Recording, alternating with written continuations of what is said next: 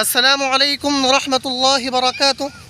أيها الأصدقاء، الحديقة الجميلة التي نحن فيها الآن هي معروفة ومشهورة باسم حديقة لودهي.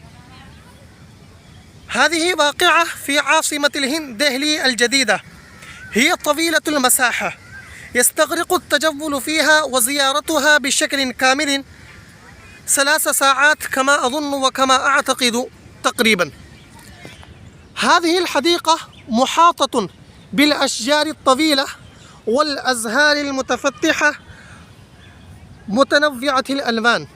يقدم إليها كثير من الزائرين لزيارتها من بلاد الهند وخارجها، ويتمتعون بمنظرها الجميل الجذاب مع أسرتهم.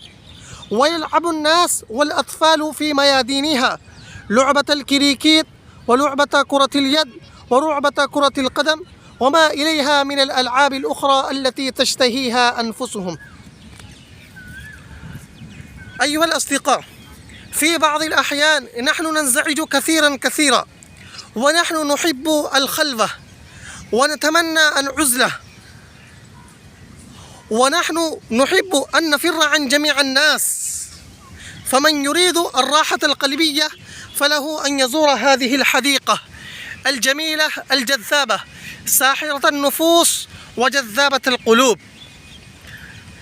يمكنكم أن تزوروا هذه الحديقة مجانا. أيها الأصدقاء، هذه الحديقة لا شك في ذلك من خلق الله، فأروني ماذا خلق الذين من دونه.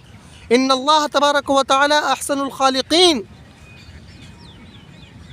في جنات الدنيا نحن ننسى كل شيء من الهم والفكر والحزن، فكيف نستريح وننعم بجنات النعيم؟ السلام عليكم ورحمة الله وبركاته.